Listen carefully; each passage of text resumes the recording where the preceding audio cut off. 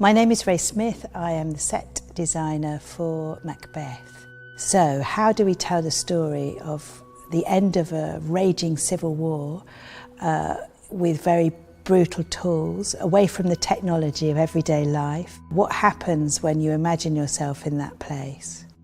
What was interesting about creating this landscape of almost post-nuclear devastation was what is left and how you adapt to survive.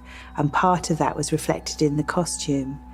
Moritz Younger designed the costume, and we worked together to build a world where you were using what you got. So you were taking coats, zips had broken, so you taped them onto yourself, you used string.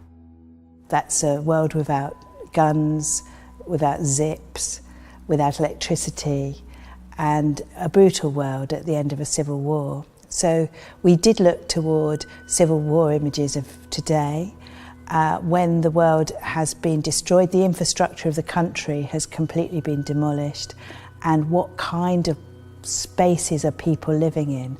Often they're on the move, often they're in little spaces that are like temporary housing, or they're living in a ruin.